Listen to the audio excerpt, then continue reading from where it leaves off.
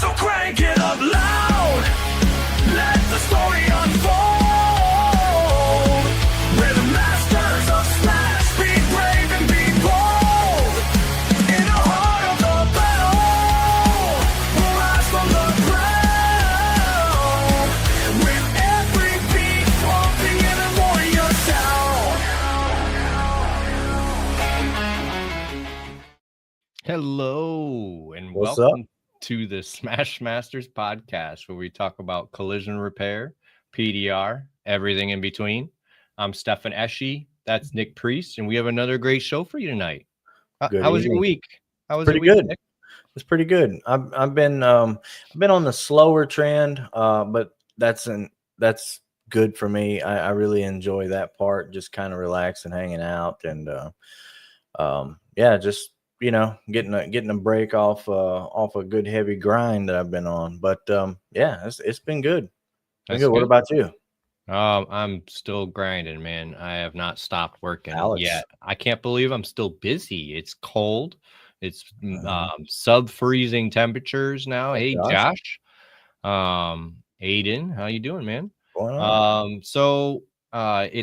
It's encouraging because I've been told that this PDR work really dies off in the winter, and I'm getting less calls, but I still have like 8 appointments booked right now. So I can't complain, and it makes me feel much more mentally ready for this coming year. The term dying off, slowing down just depends on the person. If you have a high value dollar amount you want to achieve, you're typically gonna need to not have to slow down so much. But it's, I don't know. I enjoy it. It just is what it is. I'm taking it as it comes. I would love. Actually, I was looking forward for it to slow down when it got cold. I am busy. That's good. Nothing wrong with that. I can't complain. MTE's coming up. Yep, it's coming up. Not too long. So I figure we do our due diligence, and guys, reasons to go to MTE. It's a great networking event. I mean, I'm only 2 years into PDR, and I have a large number of people in the industry I respect, and their phone numbers in my phone now, and I can call them anytime I need some help or advice or anything like that.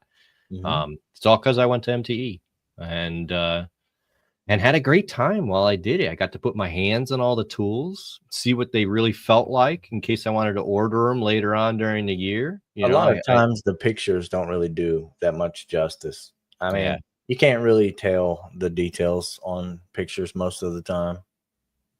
Yeah, for sure. I just got to say, Aiden says he left the body shop and he's in a 3-month PDR training camp. And after, he's going to chase Hill. Man. Hell yeah, Aiden. That's awesome. That's some dedication right there. Very cool. Yeah, looking forward to seeing where that goes. Yeah, for sure. Speaking of MTE, John Vidine announced the 2nd ever Dreamy Awards. Seen that. Something that you and I both participated in last year. Actually, I got my t-shirt hanging right there from last year. It's what he's doing is you can make your own video for social media. They have to feature a Dent Reaper product somehow. And every video you post to any platform is an entry. If you submit them to him, is an entry into his contest. And he's giving away like thousands of dollars worth of tools this year. Like the grand prize is his stand, which retails at $3,500. The part stand, and he's giving away push tools, UFOs, Kratos. Guys, just make a stupid video and put it in there. It sounds like it's a random draw thing, so even if your video is not any good, you could still win that Reaper stand. That's what it sounds like. Sounds like it. That's pretty cool. I mean, Kratos tools. I mean, there's lots of good stuff in there to get. I don't know that there's any Dent Reaper tools that you couldn't have and not be of good use. I mean, they're all good. Yeah, I can't think of any that I don't like. That's for sure. Right. I mean, there's some that I haven't tried yet. You know what I want to try are the UFOs. For some reason, I have those in my head. I want to try those. Just see what happens, huh? Yeah, we'll see what happens. Got one more thing. We got our Kiko K-Power giveaway going on our Facebook and Instagram. So make sure to head over there and enter those giveaways. We'll remind you again next week. We're picking the winner the Monday before the Christmas holiday. Right. And I know you mentioned it, but do you want to go with the merch and extra giveaways? All right. So if you purchase merch from the Smash Masters merch website, you heard it here. Every piece of merch you purchase from our website gives you another entry in the giveaway. So right. I mean, there you why go. not? Right? Why not? Yeah. I mean, you got a good chance of winning already. Might as well go ahead and double it. Right? Or triple or Right. quadruple. Hey, you know, whatever you feel like doing. the hoodies are really comfortable. Right. I have to say, it's getting cold. Get yourself a Smash Masters hoodie. Why not? All right. That's all I got. Yeah, for sure. Let's get into the show. All right. We got a great show for you guys tonight. Maybe you saw we have Thad Treece coming on, and we already had Thad Treece on, but this is his father. Right. So it's not deja vu. It's just a new show. Let's bring him on out here. Thanks for joining us. Hey, thanks for having me. Good afternoon. Good evening. Good to be here. Yeah. So I have to start with a little story of how I actually got confused finding both Thad's accounts. So your son, Thad, his Instagram handle is Dent Proof. Your Instagram handle is Dent Proof Redding. So I thought this was one company, and it's not. Yours isn't Dent Proof, it's Dent Pro of Redding. Yes. So man, did that Proof. Yeah. Dent Proof Redding is my Dent Proof. Well, Dent Pro of Redding at hotmail.com. That's my email address. Okay. And TJ and I, TJ is what we call Thad Jr. TJ. Everybody else calls him Thad, but we call him TJ. He and I are actually got another little deal that we're working on, and we were trying to come up with a name. And because of the nature of what this deal is, I thought Dent Proof would be the perfect name for it. And then when he started his own PDR business, he just ran with the Dent Proof. So, not only do you have Thad Treece on both of them, but you've got Dent Proof Redding. So you can see the confusion there for sure. So it was a kind of a play on words thing. It was definitely a play on words. Yeah. Awesome. Right. Awesome. Yeah. Well, good. It hit right where it was, because I was looking at those names going, what's going on? Anyway, glad you settled that for us, because and Thad's popping in the comments.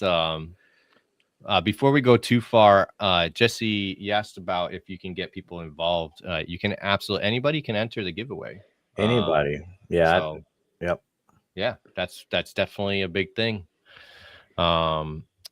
Speaking of that, have you ever used a K-Power? I don't have K-Power. I have several of the Metal Medic Beast bars. Okay. Same concept. Yep. Lateral tension. Yep. Same concept. As a matter of fact, TJ and I were at a Dent Tech meetup in Sacramento at Corey Kleinfeld's shop. Cool. Quite a few years ago. I don't remember exactly how long ago it was, when Marty was there, Marty Runick. And Gene Fetty was there with the very first iteration of Kiko's lateral tension. And for all intents and purposes, it was the blue rectangular tabs, not even the centipede tabs, but they were solid blue rectangular tabs, a threaded rod. It was about a 3/8 inch threaded rod, if that, and the feet that would lock onto the tabs Gene was there. I think it was the actual prototype version of it. I don't think they even had them for sale yet. Okay. But a number of us saw that, and Marty was really kind of introducing the idea of tension and opening this dent up and how all that is going to sort of relax the dent. Gene obviously was well versed in it as well, but I saw that and I was like, I get it. I get it. We need that. And, obviously from there, you've seen how all of this is developed. You've got, I think Kiko still sells something like that. I know Ken Garrison at Metal Medic at the time was selling a threaded rod version of it. In fact, if you go back to Marty Runick's, some of his old videos, he's got a number of them where he's actually got one working on his own pickup where he's got like 3/4 inch threaded rod, 5 of them on this big, huge dent. Yeah. So yeah, that's kind of where that whole thing evolved from.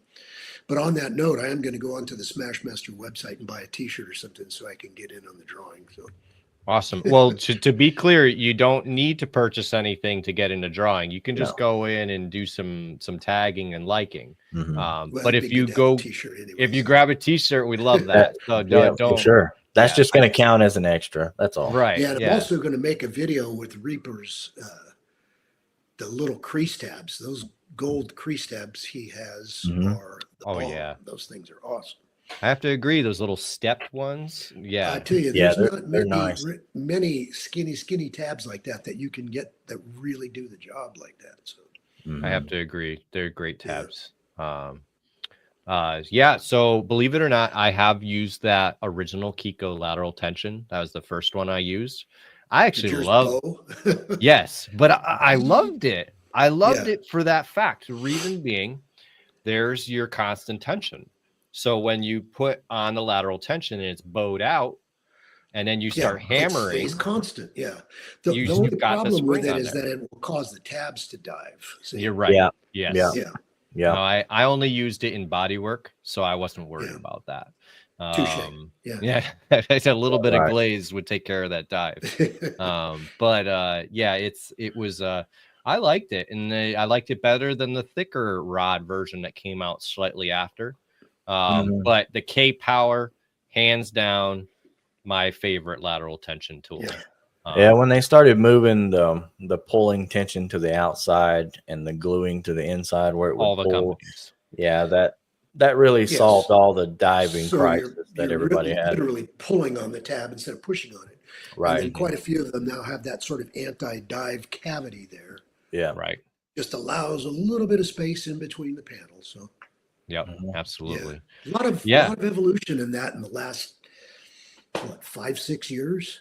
I mean, we've been doing it in the body shop for a long time. Porta power. Porta power. Even I've just seen guys take either welding the tack and pull plates on laterally and pulling them, or even slapping some filler on that tack and pull plate and just slapping it on the panel. Oh, now there's an it idea. Works a lot like glue, honestly. Yeah. And then you can get it off if you put it on unsanded paint. But it's it's not a new thing, but it's definitely been taking PDR to the collision industry. This is stuff that's like, right. This is what we understand, right? Right. I didn't know one body tech that done collision work for a number amount of time that while he might have had a porta power, but he also had the monkey on a stick thing. Yep. That tool right there. You lost me with the monkey on a stick. It's pretty much the same concept as stretching, but it was just a device that went down a pole on the bottom that had an L shaped, and you kind of just ratcheted it, and it did the same basic thing as lateral tension does.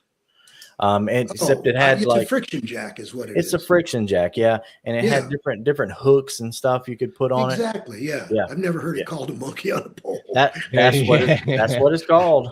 It's funny that they call it that, but that is kind of what it's called. I thought it was a bit ridiculous. I can absolutely. That's a friction jack is what that is.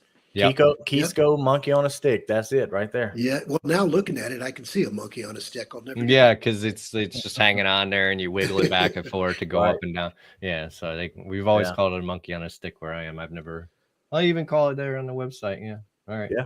Yeah. But yeah, it's we've been doing it forever. There, it's funny. I hear a lot of people mention Marty Runick as kind of the originator of bringing it into PDR. I hear that a lot. PDR, yeah, he would absolutely deny, any idea that he started it. Obviously, he really pushes what is known as the Fairmont method. Yeah. And that's, you look in their, if you could go on eBay or even Amazon, you can buy a book titled The Fairmont Method of Metal. Yeah. And they have some diagrams from like in the 30s and 40s of using lateral tension. Now, it's not nearly as sophisticated as it is now, but the idea and the concept was there. And what he did was brought it over from, he was a collision guy. He was a metal finisher and introduced it into the PDR world. And then obviously, some guys who are really good guys like Bryce and a number of other guys have really taken and run with it. And as soon as Bryce does it, everybody does it. Right. But I think Marty's probably the guy who, more than anybody brought it into the collision repair industry. I remember seeing videos that he had where he's got a stand built. It's a big metal frame that he would take a door off, bolt the door to this stand in the same sort of plane that it would be on the vehicle. Yeah. And he's got ratchets on both sides of this thing, and he's gluing like galvanized sheet metal, like what do you call these things that carpenters would use to, sandwich certain parts of a house together. And he's gluing those things onto a panel and then clamping it with a Mo clamp and pulling it.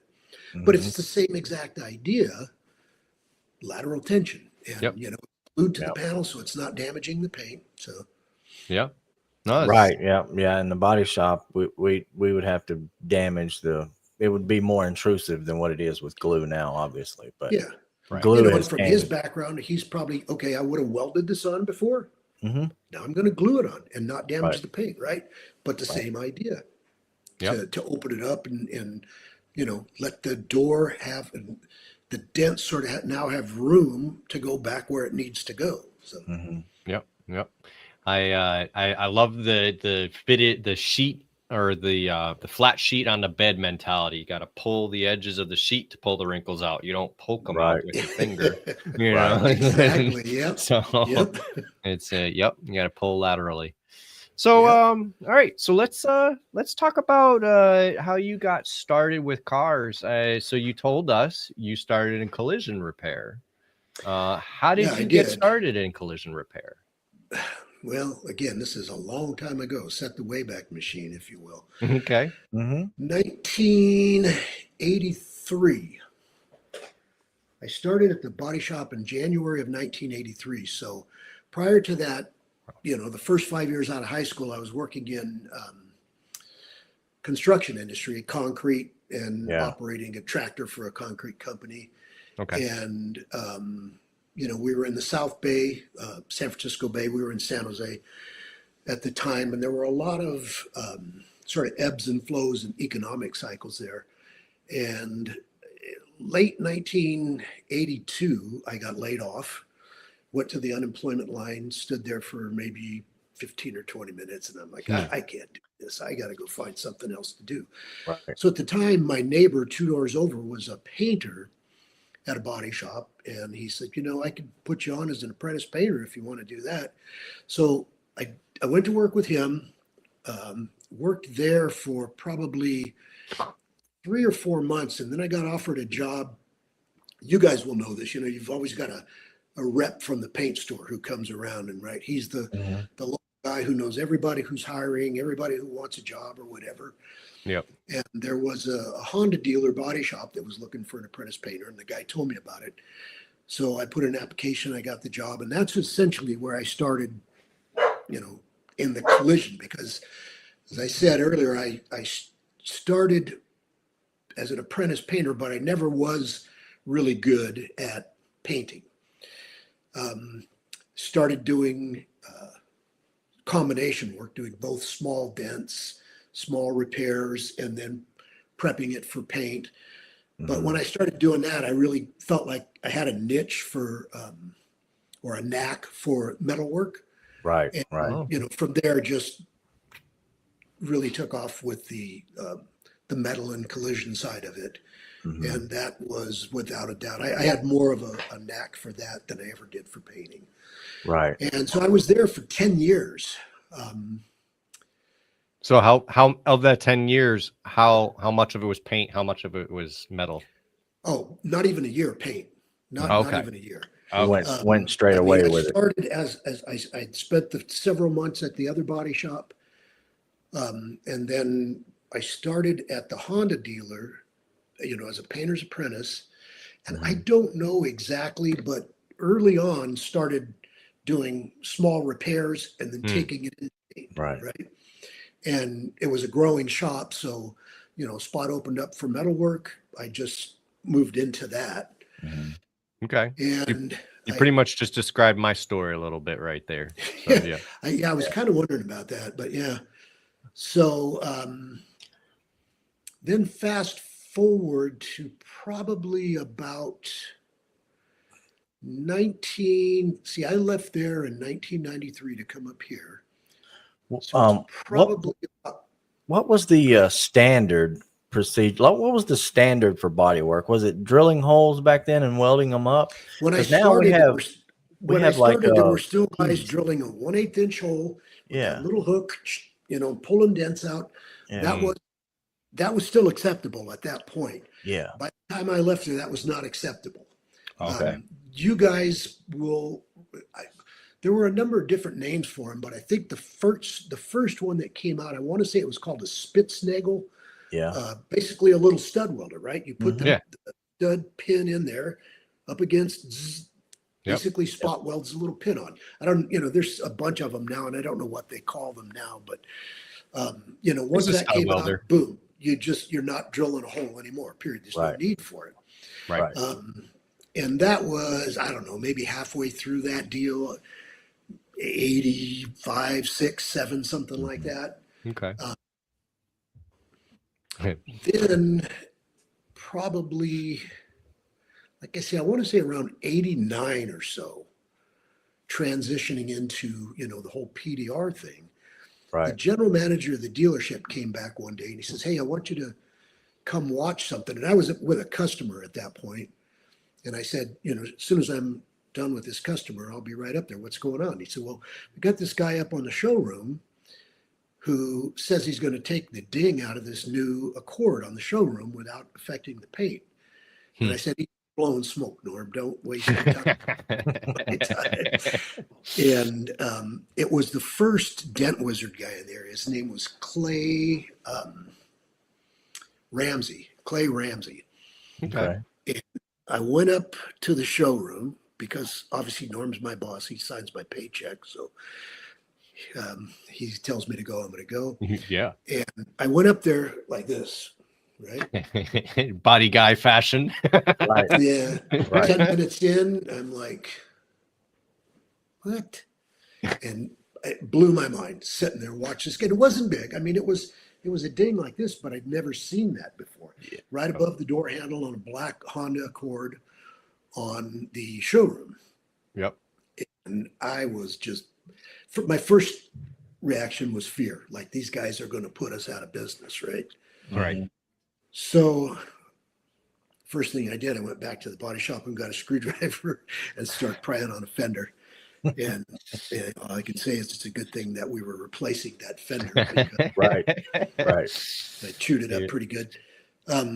But needless to say, you know, I started, now you got a guy coming in, let's say with a, you know, a Honda Accord, and it's got a 1-inch ding in the middle of the door. And even back then, you know, in the late 80s, something like that in a traditional repair was going to be $350, $400. And then you get a customer that says, well, I'll get back to you. But you could see on their face, you're never going to see them again. Right. Yeah. And I started wondering, I wonder if, because I should back up, the Dent Wizard guy, because of the success on that Honda Accord, what he was doing? He was doing a demo so he could get in there and start doing Okay. used cars. So he was on the dealership on a regular basis, and I would see him. So one of these deals with the small ding, and the look on the customer's face, I thought, I'm never going to see this guy again. I thought, if you're willing to try something a little different, we might have a little different way to go on something like this. And at the time, I think Clay was charging like $75 for a dent like that. Okay. So I tell the customer, mark it up 25%, and we could try this. It might not be 100% perfect, but it's going to save you several $100s. Are you willing to try that? Yeah. So we started using Dent Wizard in the body shop there to do kind of things and retain the customer instead of the customer going off somewhere else trying to find it cheaper. Maybe they use paintless dent repair somewhere, or they do it for $50, $100 cheaper, and we never see that guy again. Now we've got that customer as still our customer. We made him happy. We've saved him some money. Yeah. And that's kind of where I got sort of hooked on the idea, at least, if you will, of paintless dent repair and the value of it. Sure. So it's so where did it go from there? Was there a training aspect, or was it all just trial and error? So again, this is probably late 80s, 88, 89. I'm not sure exactly when Wizard started. I do remember Clay hired another kid named Tom Anderson, who wound up becoming friends with, real nice guy. He wound up actually buying a Dent Pro franchise and moving up to Washington and doing that for a while. But there was a point at which Clay kind of started getting a little cherry picking, if you will. You'd have him look at a dent and he'd say, oh, yeah, no, that's not going to come out. That's not going to come out. Oh, yeah, I'm going to break in real quick right here. Sure. When I was doing body work, and it was about 2 or 3 years in, I was hating it and wanting to get out. And a PDR guy came, looked at my dent and said, nope, can't do it, and walked away. And I said, man, it must be nice to have a job where you could just say no. Right. But go ahead. You can't. And this is where I'm going with this. Okay. There was 2 or 3 times where Clay said no. Tom Anderson said no at one point. And I think, honestly, Tom thought he couldn't do it. I think Clay was just being lazy, because he had sort of a reputation for that. Tom didn't. Tom was a real good guy. But this would have been 1991. Roger Scala and Gary Kleinfeld had just started Dent Pro of San Jose. I don't know if you know Corey Kleinfeld. Gary was Corey's father. Okay. So they had got in and they were trying to do used cars as well. So they're kind of trying to come in behind Wizard and try and pick up some work. And periodically, Roger'd pop his head in, hey, we're here doing some cars, just check and see if you need anything. Well, one day, it was actually one that Tom Anderson had passed on. And I just thought it couldn't be done because he said it couldn't be done. And Roger popped his head in not more than 10, 20 minutes later. And he said, hey, we're here doing some used cars. Just checking to see if you need anything. I said, well, Wizard just passed on this thing here. You want to take a shot at it? Yeah, sure. Here's the keys. He pulled it back around. Maybe, I don't know. That's a long time ago. That's 35 years ago. Right. But Right. an hour later, Okay. and the dent's gone. And that's all I knew. Like, okay, this guy just made my life easier, right? Right. So now Roger didn't tell me this until probably about 4 years. I'll tell you when he told me it, when Gary passed away 2 years ago. So maybe 3 years ago in October. And I was talking to Roger, and he told me at that point, he goes, never told you this, but we were bricks because of that. We didn't know if we could fix it, but we got an opportunity. Gary fixed it. That's funny. I didn't know any of that, and I didn't need to know any of that. What I knew is they took the car, they brought it back, and it was fixed. And that's why I say you can't say it can't be done, because Wizard said it can't be done. Even though they were nervous as a cat on a hot tin roof, they pulled it around, they brought it back, and it was done. And that's all I knew. right? So we got to be friends. I was using them a lot. I don't think I ever used Wizard after that. And Okay. at the shop, we were using Dent Pro a lot. Fast forward 1992, early winter, November, December. I'm just done with the body shop, done with the dealership, done with the Bay Area. Really wanted to get out of the Bay Area. Okay. We were looking at moving to Southern Oregon. Just fed up with it. We were on vacation in Southern Oregon, got to a point where I didn't even want to come back to San Jose and go back to work. And it's gorgeous up there. I've been there. Yeah. And, my wife and I were talking about moving, and if we're going to do it, we really probably should do it before the kids get too old and get in high school, and it's harder for them. Mm-hmm. So we got back down to San Jose, and this is going to be just before Christmas, 1992. I'm walking across the lot and I see Roger standing next to his Dent Pro truck. And I was like, I wonder. So I went over and I talked to Roger and I said, hey, does Dent Pro have anybody up in Southern Oregon?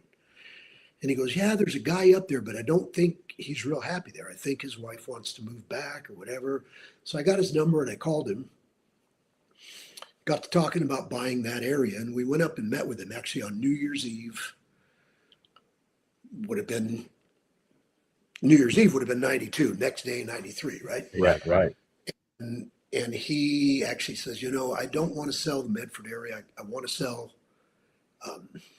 it's that lake to the east of Medford. I would know. Yeah, that's what happens when you get 66 years old. No worries. Whatever the town, it's not a big town. And I don't really want to go there. So we left and we're driving home kind of dejected and bummed out and stopped to get something to eat in Reading. And it's like, what about Reading? It's halfway between, and I should point out, my wife's mother lived in just east of Medford. The rest of our family lived in the Bay Area. So it's halfway between both. Oh. So I got home, called the Dent Pro franchisor that night. And I said, hey, what about Reading? And, we'd love to have somebody there. So forward fast, we put the house on the market. I signed the contract on January 31st. I didn't leave my job at the dealership until March 31st because I think that's when I had my 10 years and became 100% vested in all the profit sharing and 401k and all that. Okay. Started training with Dent Pro. Actually, I take it back. I took a 2-week vacation and I started 2 weeks worth of training while I was still employed at the dealership. Yeah. Went back, put in my 2 weeks notice, and then April 1st went back to training and finished the training. We had 8 weeks back then. That's 8 weeks. So we had 8 weeks of training.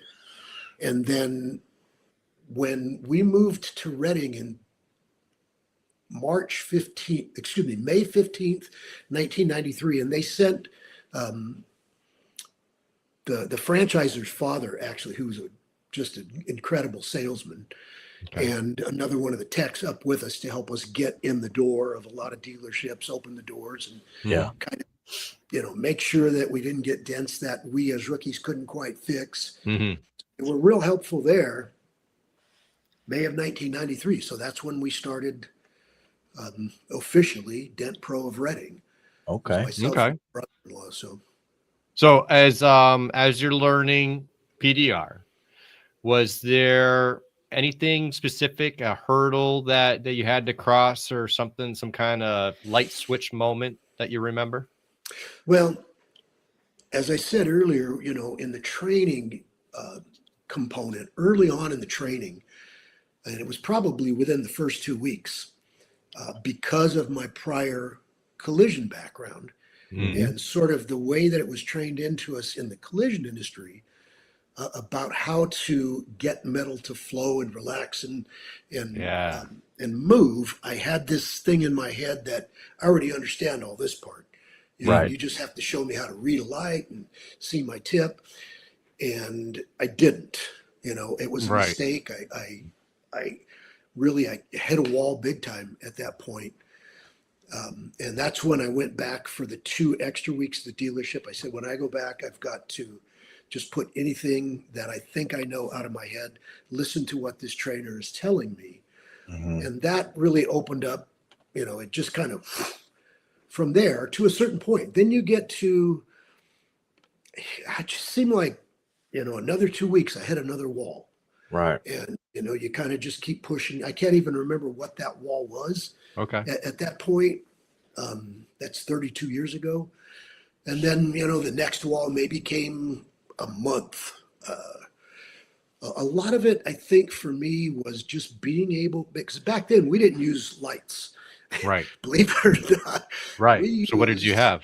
Reflection boards.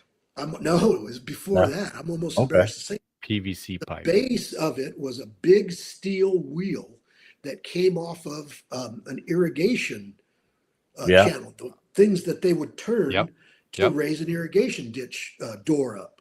And they kind of had fabricated a thing that would allow a 2-inch, or excuse me, a 2 1/4-inch PVC. And then you had a 2-inch Schedule 40 PVC pipe that slid down in it. So we had like a 5-foot tall white PVC pole. And then on the top, it had a 45. So if you were working on a rail or a roof, that you could put another piece that would go like this. And that's what we were using. So the sun's reflecting off the PVC pipe. And that was tough for me to read. I'm sure. It didn't really give you a shadow. It kind of gave you a sharp edge. And so starting a dent back then, you weren't really able to see directly into the middle of it and have that sort of soft fade like you have now. And I don't know, we used those for, 2, 3, 4 years. Oh, wow. And then at one of the, in fact, you know who introduced this? Tom Anderson, the guy who was from the Wizard, introduced us to the, because he stayed with Wizard for several years. It wasn't until 3 or 4 years on that he got involved with Dent Pro. But his dad used to make all the stands, the bases for them.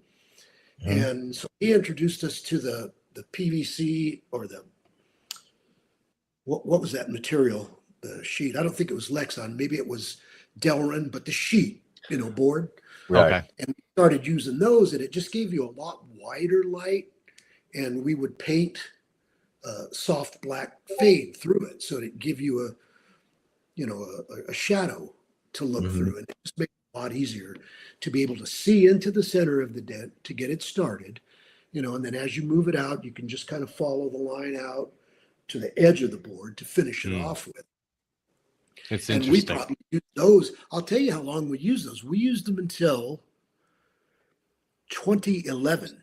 We had a hailstorm in Chico, pretty good sized hailstorm. We had a lot of guys flooding the area, and several guys helping us who were using a fluorescent light at the time.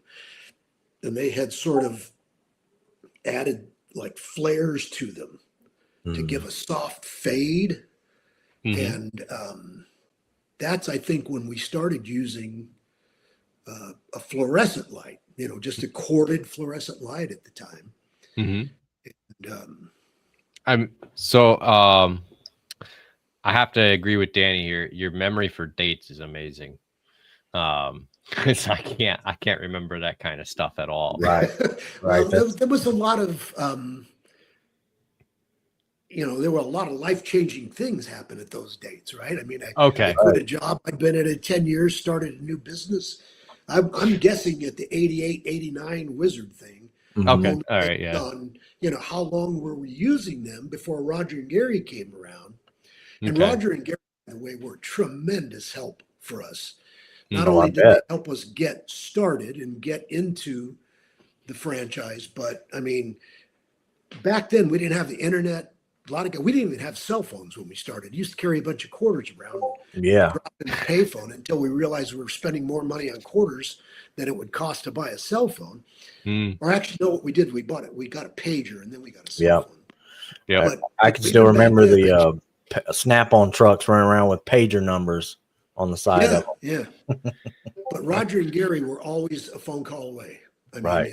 if I needed something, I don't know what to do here.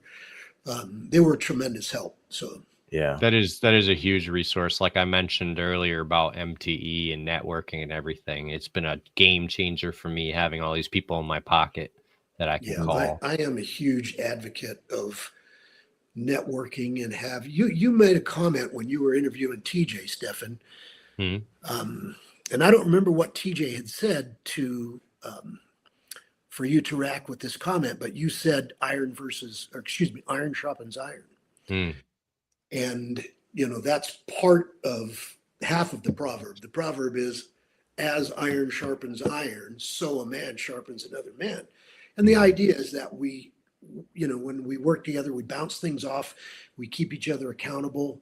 Mhm. If I know somebody's watching and checking up on me, I'm going to make sure that I'm doing the best I can. If I have a question about something, I've got somebody that I can bounce something off. Fortunately, I have my son right here too. And he Yeah. and I bounce a lot off of each other. But after 32 years in this business, I've got such a network of guys, really good guys. Not just good technicians, but really good guys Mhm. that you trust and you can bounce things off of. And they're not going to go and stab you in the back and try and take take accounts away from you. And we Right. don't have a lot of that up here anyways because we're fairly isolated. Yeah. Mm. Yeah. That's what he was saying when he was on the show. You guys were kind of stuck up We're there 2 by hours from yourselves. everywhere. Right. Right. Yeah. And Yeah. that's pretty awesome. And just referring back to like what you were talking about when hitting walls or roadblocks, learning this stuff, I found out that for me doing that kind of stuff, I tell myself I can't give up. So then what can I do? So I just kind of sit there and play along through different steps and scenarios and, work and mess with stuff until I get it right or as close as I can possibly get it at that point. But I tend to tackle everything that way, not just PDR, not just in general. Yeah. So, it's hard for me to stop and then say, okay, well, I learned this because I did that. Cause I'm always saying, well, I got to find a solution to this problem. And if this isn't working, then what next? Yeah. And I feel like that's pretty much dent repair or any kind of blue collar job in general. You're just Mm. constantly searching for the 100%. solution. Yeah. Yeah. Yeah. Yeah. Yeah. Creating Bryce, solutions.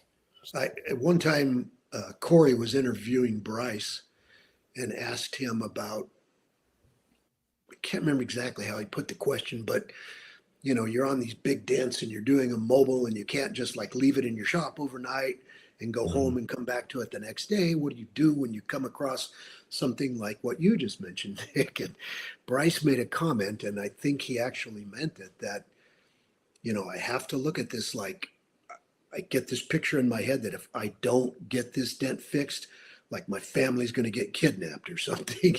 Right. And just this mentality that I have to get it. Yeah. So, but that being said, that doesn't mean that you have to figure everything out yourself. And this is what I'm talking about with network. There's a number of us. I'll shoot a video to somebody, or somebody will shoot a video to me, and I'm kind of stuck right here. What do you think? How would you go about this? And Mm. it it's invaluable, honestly, Mm-hmm. to have sort of those guys that you can turn to. Mm-hmm. And like I said, fortunately for me, my son and I are half a mile apart. So Right. That's great. That's a Yeah. great resource right there. For those that don't have their son a half a mile apart or their father, Yeah. I would say that, I mean, networking and getting numbers and phone calling with people is great. There is a great group that I've utilized on Facebook called Real PDR Beginners Help on Oh, I've Facebook. not seen that one. Okay. It's kind of a smaller, but the guys that are in that group giving advice are the guys I would be calling. Yeah. So if Mhm. you just one post to that group and bam, bam, bam, bam, bam, bam, 15 pieces of advice, 3 phone calls, 2 texts, just from Yeah. one video, and Yeah. That's great. Yeah, and I you know, mean, the internet, the stuff that's out there, we didn't have that when I started, and that's why Right. I said, you know, a phone call to Roger or Gary or one of the other guys, you know, that's where it was for us. But with the internet and you know all the videos and stuff that's out there now, and I have no idea how many PDR guys there are in the United States. I don't have a clue, Yeah. but Me either, really. obviously there's got to be thousands, right? there are. Prior to the internet, I used to think there were hundreds. Right. But There might have been at that point. yeah, I mean, there might have been. There might have been. it Well, I was. think It's a niche thing. Wizard has always been putting a lot of guys out there, you know, chasing hail, That's true. and that business has a tendency to kind of burn some guys up. It's real easy to look at that and think, you know, I can go out there and make a ton of money. It's hard work. Yeah, definitely. Definitely You know, is. there's a lot of guys who stick with it for a long time and make a good living at it, but a lot of guys get burned out, and so there's this cycle of, you know, or a lot of them get burned out on chasing hail and being Yeah. away from home all the time, and then decide, I'm going to go open up a store or start doing it in my own town. So, but my point is that, you know, if you've got those guys or some sort of means where you can reach out to guys that, and not necessarily even have to be more experienced, but just maybe have a different take on what you're seeing. So, Right. Fresh eyes kind of thing. exactly. Yeah. Danny said, bring back the phone call. Spelling is hard, and bring back PVC at the dent competitions for MTE. Oh, that would add an element to the dent competition. Yeah, I don't know No how lights. Right. how many guys are still around that would even remember that PVC, but Sal would win. Yeah. I see Sal doing it a lot. Sal trained on the PVC. Yeah. He Yep. trained. I think he came on probably 6 months after I did. So he trained on the exact same PVC, and I think he still uses it sometimes. I still see him post pictures of the PVC. Yeah. Yeah. So it's I mean, that's his thing, the natural reflection. So that's Yeah. what he preaches, Mhm. Yeah. which is amazing. But yeah, it's intense stuff. And when Sal leaves a comment on someone's post, I always read it. Always, Yeah. He's 100%. an amazing technician, without a doubt. Yeah, he is nice. And I will say, I don't use natural reflection to do repairs, but I do use natural reflection to determine whether or not I have fixed it appropriately to where I can let it go home. I mean, I always cut lights off, look at it back forth the same way as I would be moving a light. I just take the light away, you There's know. almost always something in the background that will Mhm. kind of catch a little glitch that, Yeah. you know, your light didn't show. So, Yep. And then you can and go it's back usually forward for about that. 20 or 30 feet away from the car, way over there. Mhm. That's near impossible to use to work off of. But Yep. but That it catches any imperfections. And video is a lot, you know, for guys that are posting stuff. There I you was go. just A lot of about to say times- video. Yeah, you think you're done, and you take a video and after video and watch it, and you go, I'm not done. That's not I need done. to spend time on this. So, Right. Yeah. That's it's really handy. I mean, we have the stereoscopic vision of two eyes. It kind of blurs things together. yeah. So that single focus point from the camera can really reveal some stuff. Yeah. I know all the trolls out there watching the dent fixing videos. I still see it low, but they all pick up on it. But yeah, videos is definitely a good way. Taking a picture, you know, it's a good way to check your work for sure. Yeah, definitely. Are you planning to go to MTE this year? Yeah. TJ and I already have, we've got our rooms booked, flights booked. Cool. God Well, willing, we'll be there. We will Yeah. see you there then. Yeah. As long as nothing happens on our end either. Yeah. But yeah, no, I'm looking forward to it. This is my third year, our third year. Yep. Our first time, our first time going to this hotel, the Rosen Shingle Creek. I don't even know if I'm saying it right. Yeah. I say Yeah, I all the think that's hotel what it name is. wrongs. Looks like but- a nice place. It does. Yeah. People say that they really like it in comparison to where we were the last couple of years. So let's I'm excited for the change in venue. I'm excited just to see everyone. Yeah. Yeah. The first time for me and him both there. So it'd be kind of like a brand new experience. I know a lot of the guys that's been there before. It's like the old place, but you know, looking forward to it. I would expect, or at least wouldn't be surprised to run into a lot of old faces. Remember the first time that we went to the PDR Expo in Vegas. I want to say that was September of 2019, and I ran into several guys that I hadn't seen in years. As a matter of fact, that was the first time I actually met Corey Kleinfeld. I'd known his dad for years and years and years, and seen Corey when he was a little kid, but it's the first time that I'd ever met him face to face there. But yeah, Corey still looks young. Well, he is young compared to me. So. He looks young. I mean, so I've watched Corey talk at the Shop Owners Roundtable at MTE during Education Day, and watching him walk up and then hearing him speak, it's like two different people. You know, he's a young guy, but he comes out and what he says is just high end advice. No lack of confidence there, is it? Right. Oh, it's great, you know. So it was inspiring. I learned a lot just sitting in that one class. So yeah, he's a bright young guy, no doubt. Yeah, for sure. And he's got it going on at his shop too. I mean, he's all the time got something cool going on. Yeah. So he, you know, like I said, Gary passed away. I don't remember, it was 2 or 3 years ago, October. It was on Halloween. And Corey had been sort of chomping at the bit for a while to grow, to expand. Gary had been through a number of these hiring your competition, training your competition guy, and just didn't really want to do it anymore.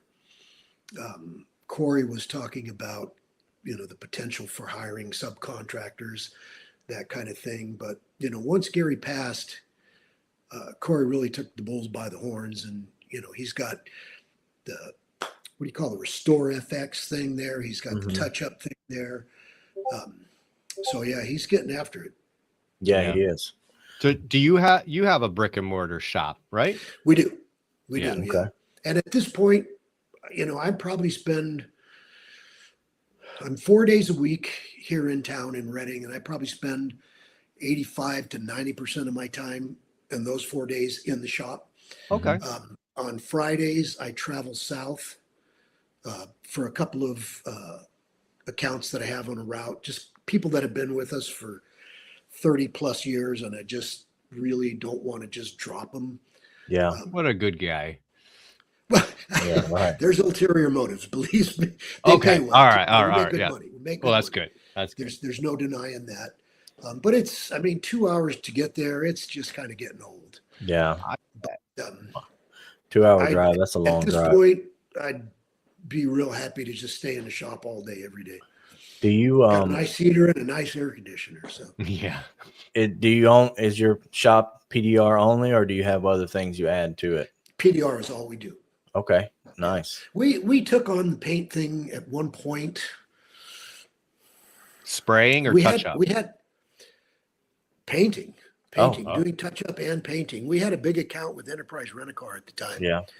And they had asked us to take on, at the time, Dent Pro had a sort of sister company called Dent Pro Colors. A couple guys still do it. But the repair supervisor at Enterprise asked us to take that on. He said, you could have all our business if you do that. Well, we'll try it. And we put on a few guys. TJ was one of the first ones actually painting. You know, we stayed busy, but in all honesty, I don't know that we ever made a profit on that. Yeah. It was, you know, trying to paint cars in a parking lot and make them look right. Right. In rain and 110 degree temperature.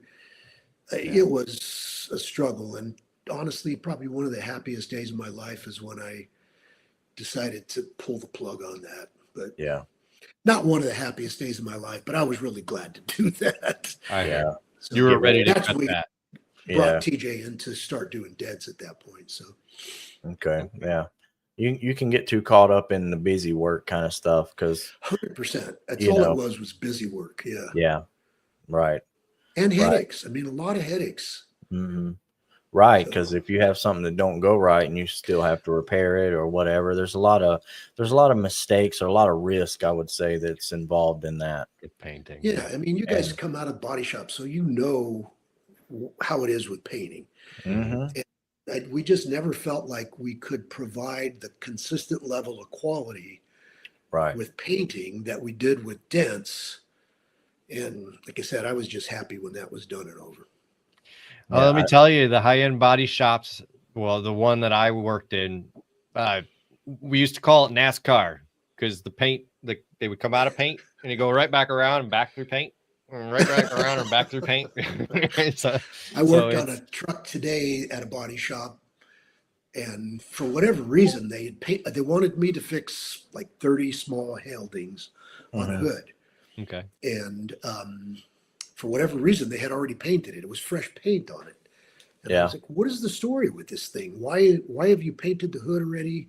And the estimator just kind of went, well, it's a long story, but this is like the yeah. third time we've painted this truck. And Uh-huh. the manager just told the vehicle owner, that he'd fix the dings for him for free. So hmm Oh, I get your thing about oh Right, yeah, it right, just keeps going back through, there's and several really good shops here in town that aren't like that though. I mean, do right. really good quality paint. So so Oh yeah, sure. I guess my point to it was that shop that I speak of, I highly respect the owner because uh, he had a requirement for quality, and the reason things went back around again and again and is it again because they wasn't quite wasn't good enough. It right. was Yeah, good, but not good enough. Right. At right. least his process did catch those things before it got reassembled. hmm Yeah. So it's still, I'm gonna say it was a high-end shop. It's probably the best Yeah. shop I've worked in. Just everyone was miserable, so I couldn't stay there. So So you're saying, that's a so you're different story. saying they didn't just pull it outside and see what it looks like out there? Like Danny said, Yeah, that's my favorite paint quote. Let's see what it looks like outside. just put it out. It'll Hey, look better Stefan, in the sun. you're from Connecticut. What town in Connecticut are you in? I'm originally from Woodbury, but I live in Terryville.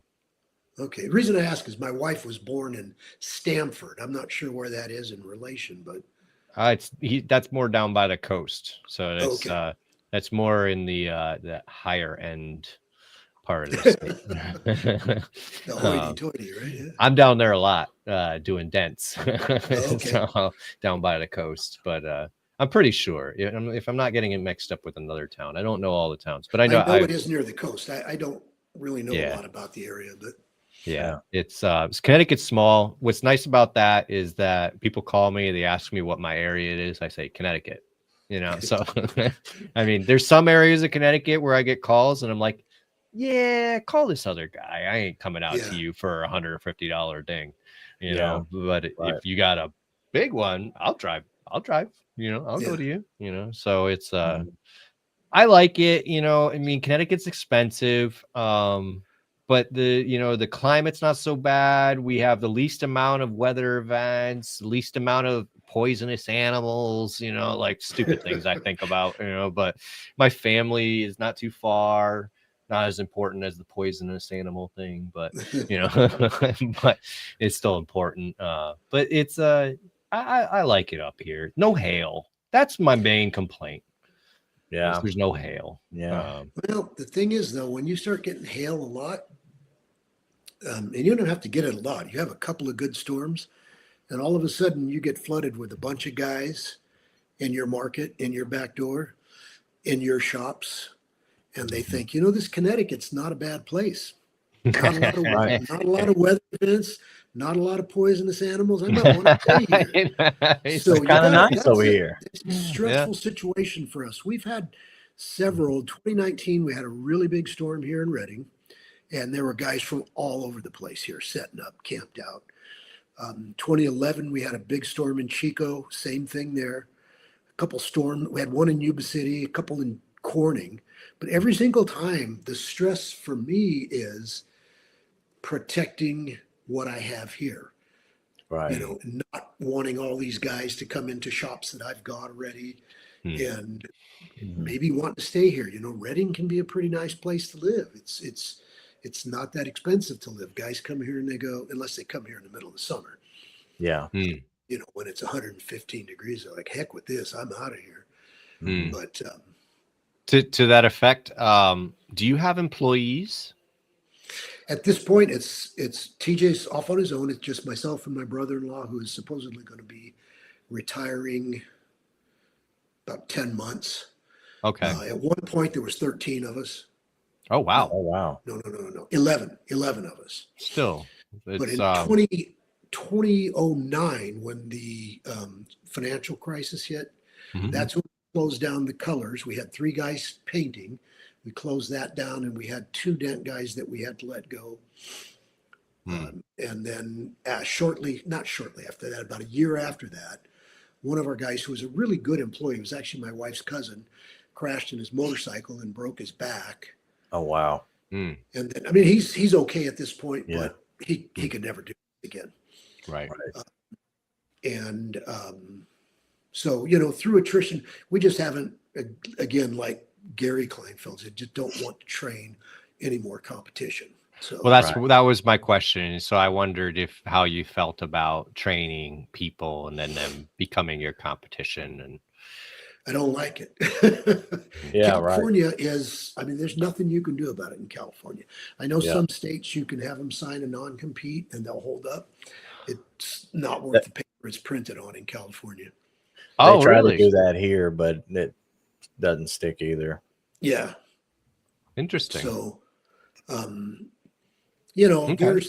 there's instances where you can maybe say, okay, you can't do this for, say, 2 years or within 50 miles or whatever. Yeah. But at some point, most of them wind up becoming your competition. Mm. So, Yeah. and, you know, fortunately, I like what I do. I'm going to be Right. 66 years old in 3 weeks, and I still enjoy what I do. I like working. I like fixing, especially bigger, goofier stuff, trying to figure out how to get this to relax and move, and how do I get free metal here. And so I enjoy it, and I feel really blessed for that. So That's great. That's awesome. That's what I hope for. Yeah. As I'm getting in, because that's how I feel now. I love fixing dents. I really yeah, do. I sure like it a whole lot better than working in a body shop. Let's And put that. Right. That's the main reason why I like Yeah. it. Right. Yeah. It's gotten so tough in a body shop now to where, you know, it's all cutthroat, even down to the Yeah, detail guy nowadays. Yeah. I won't get into all that. It's even without it, you know, body work dust is bad for you. Paint fumes are bad for you. So Yeah. it's good to not do that your entire life if you can. Yeah. But yeah, it's Known in it's one interesting living though. I'll tell you that much. I've met a lot of interesting guys in the body You shops. do meet some interesting guys in a body shop. Yeah. Yeah, you really do. I've met some really good dudes and some that were like, I don't know how you made it this far, but Yeah, you know what? I think a lot of it has to do too with the owners. We have one specific body shop here. The owners are just fantastic people, and they, you know, from them down, the whole shop is just quality people. They've had, you know, everybody there, a lot of longevity. Not everybody there is perfect, obviously, but right. you know, it's just, I've said this a number of times, and I've told them if I ever had to go back to work in a body shop, and I hope I never do, but if I did, that's probably the only place that I would consider going back into a body shop. But I hear you. I think I have my one place picked out that if I had to go back, if you had to, right? Would the first place I'd walk into being with my head down. Right. If I know the place I would go into, and I would gladly go back as an electrician and repair anything that needed done. So, you know, I'm not really mad about it, you know. But I love it. Yeah.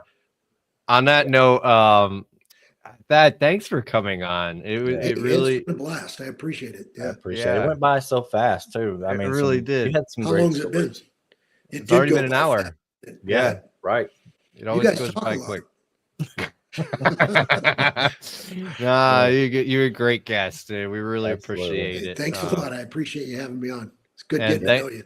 thanks for giving us all TJ, as you call him, too. Yeah. That was a lot of fun having him on the show. Great technician and an awesome young man. Yeah, I'm real yeah, proud for of him. sure. We for really sure. enjoyed it, and for guys hanging out with us and stuff in the comments, man, we appreciate you guys too, hanging out, interacting, and making this thing fly I by totally as fast ignored as all it the did. comments. TJ told me not to get distracted by them. So It's you can do it pretty easy, and we have gotten off topics quite a few times in the past because of comments, but that is fun nonetheless. It is fun to see everybody hang out. I like them coming in. Dad says, "Nice job, senior." I saw that comment. But yeah. So yeah. Don't go anywhere. Hey, I am going Go ahead. to I'll message you guys on Instagram. I want to get both your phone numbers too, because again, if this, as I was saying before, question you want to call or vice versa. I've Absolutely. been 32 years in PDR and another 10 in the body shop. So yeah, I'll take it. It's absolutely another name in my pocket and another friend. Yeah, Absolutely. absolutely. Yeah. We can't wait to see you guys at MTE. I'll make sure to track you guys down. Yeah, absolutely. We'll be Are there. you going to have a booth there or what? No booth, but we will be doing YouTube videos here and there for you are new topics and stuff. Yeah, that's really the only thing we're going to be doing. So Yep. During that time, and we'll be at all the parties and everything too. So we'll have a beer together. Oh yeah, there's parties every evening. He said this is your first time, both of you going to MTE. To MTE, yeah, I've been to PDR Expo, which I mean that's easy to get to for us on a long weekend, but never MTE, and so. Well, I'm looking forward to it. Danny, Kiko hasn't asked us to appear in the Kiko booth yet, so that's why we don't have a booth. So, just kidding. But if it's your first year, I haven't been to PDR Expo, but I think you're going to be quite not overwhelmed, but it's just everybody says it's on another level. Yeah, it's like everybody says PDR Expo, except way bigger. So whatever. Right. I haven't been to the PDR Expo in Vegas, so whatever that is, it's just a lot bigger. Yep. So the PDR in Vegas, I've seen some guys from Mexico. I did see one guy from Japan, but most of them, North America. Yeah. United States. The way all the videos I've seen of MTE, there's everybody in the world. So everybody. This is the big one. I mean, there are a few shows over in Europe that look to be kind of competing and getting bigger every year, but MTE is still the biggest recon show in the world. So this is kind of like the PDR SEMA world, if you know what SEMA is about. Gotcha. It's what that is pretty much. Yeah, absolutely. Well, don't go anywhere. We're going to put you in the back room, and we'll say our goodbyes after we finish the live. Thanks a lot, guys. Yeah, thanks for coming on. Appreciate you guys out there. Yep. Yeah. Have a great week. We'll see you next week. So crank it up loud.